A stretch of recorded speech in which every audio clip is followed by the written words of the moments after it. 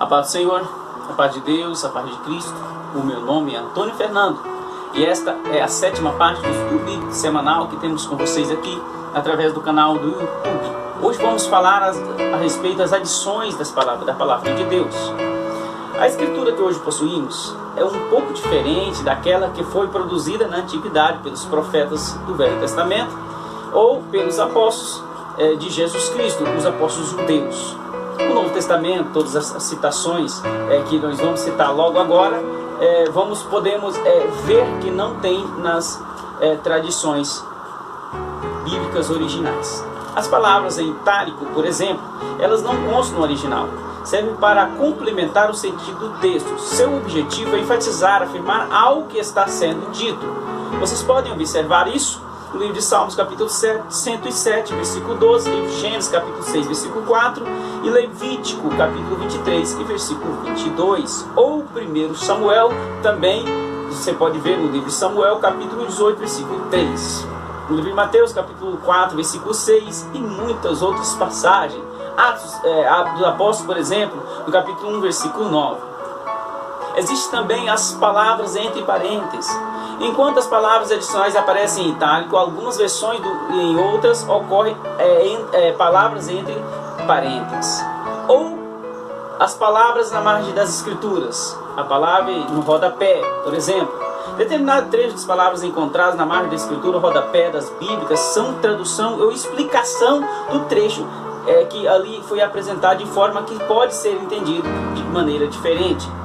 A divisão em capítulos e versículos também não existe nos originais. A divisão do texto em parágrafos também não existe no original, embora essa divisão seja muito útil para a compreensão da palavra de Deus e também para a citação da palavra de Deus. Referências de rodapé. Praticamente em todas as Bíblias hoje encontradas na palavra de rodapé podem ser pequenos números, são inseridos no texto bíblico. Esses números trazem aquilo que chamamos de referências cruzadas.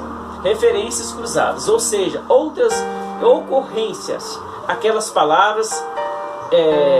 Vou dar um exemplo para você. Você pega a sua Bíblia, lê nela. Aí você vai ver lá um númerozinho ou uma letrinha. Você vai abrir a tua Bíblia, vai olhar e lá no finalzinho do texto vai estar escrito assim, ó. Por exemplo, letra B, vai estar escrito assim, ó, Salmos, capítulo tal, versículo tal. Aí você vai ver aquela mesma passagem aquela mesma passagem que você acabou de ler noutra passagem da Bíblia, reafirmando aquilo que você acabou de ler ali. Ou seja, são as referências, isso é chamado de referências cruzadas. Determinadas palavras ou determinadas passagens da Bíblia não constam nas Bíblias originais e elas existem para a melhor compreensão da palavra de Deus.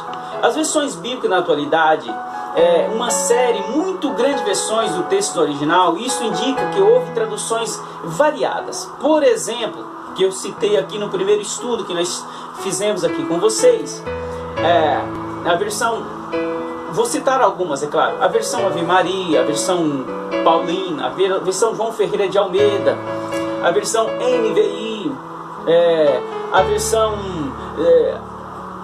versão bíblica da língua portuguesa renovada e muitas outras versões bíblicas que você pode encontrar dificuldade para você entender certos versículos. E o que os escritores fizeram? Os escritores, os tradutores da palavra de Deus, os tradutores da palavra de Deus, inseriram letrinhas ou numerozinhos para que vocês podem olhar esses números e cruzar as referências.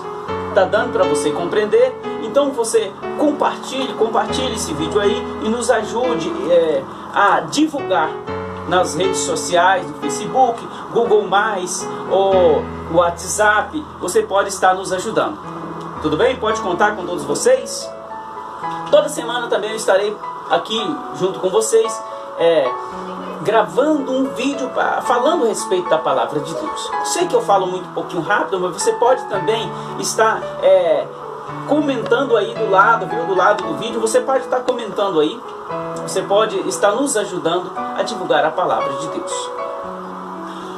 Vamos falar agora a respeito dos originais. Os originais da Bíblia encontram-se em línguas grego, hebraico e aramaico. Você sabia? Você sabia? No estudo anterior, na parte 6, eu falei que a Bíblia é língua grega e hebraica. Não, mas tem também o aramaico, viu? Também tem o aramaico. Em conclusão, as adições da palavra de Deus, todos esses fatores nos mostram, mais uma vez, o quanto evoluiu o processo de aprimoramento da palavra de Deus, da Bíblia como um livro especial para a humanidade. Isso não significa que devemos desconfiar da palavra de Deus e devemos aprofundar neste conhecimento maravilhoso e nos indagar a respeito de coisas que são ensinadas aí, que logo falaremos aqui nesses estudos, porque agora nós estamos na introdução, mas logo pegaremos estudos que vamos falar mais aprofundadamente de versículos bíblicos que você pode entender de uma maneira, e até aí, a partir do estudo que fizermos com você, abrir o seu entendimento e você vai entender um pouquinho diferente do que tem ensinado para você. Vamos falar aqui nos próximos estudos bíblicos a respeito da venda de milagres. Vamos falar a respeito do dízimo com salvação. Vamos falar também a respeito de alguns costumes que algumas igrejas evangélicas e algumas igrejas aí no mundo afora praticam e que não tem fundamento bíblico. Mas aí eu digo para você, eu pergunto para você, na verdade, você deve abandonar essas igrejas? Claro que não. Você deve influenciar os seus líderes, influenciar a sua irmandade, o seu povo que está com você aí, na sua comunidade. Tá bom? Quero contar com você. Voltando com vocês aqui, houve um pequeno acidente aqui no meu estúdio, meus amigos do YouTube, e agora eu quero falar com você a respeito da conclusão dos estudos que nós fizemos aqui com vocês nessa 7ª aula. Todos esses fatores nos mostram mais uma vez quanto evoluiu o processo de aprimoramento da Bíblia como um livro especial para a humanidade.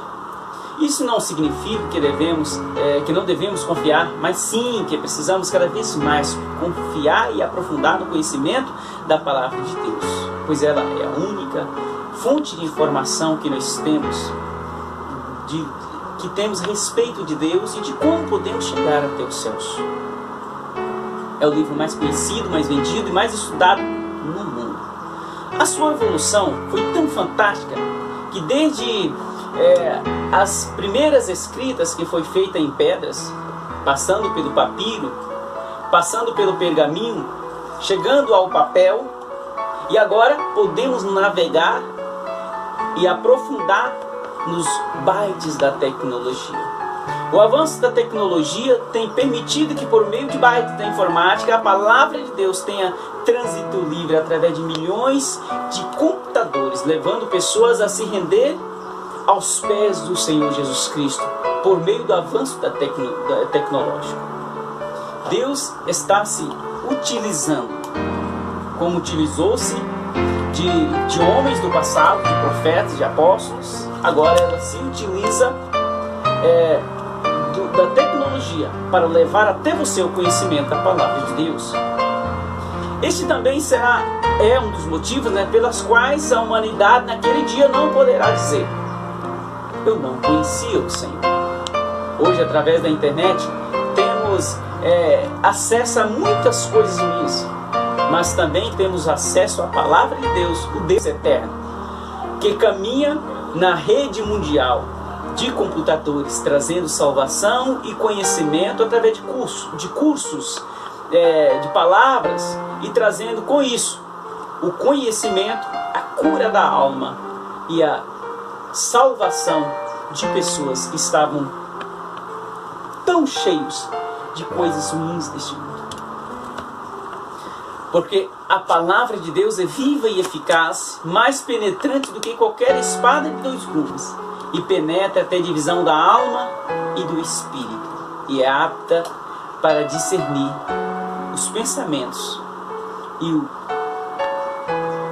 o coração do homem. Livro de Gálatas, capítulo 4, versículo 12. Queria deixar aqui um pensamento para você hoje, meu amigo. Você crê no sacrifício de Jesus Cristo na cruz do Calvário? Se você crê, o que você está fazendo a respeito? Muito obrigado a todos vocês.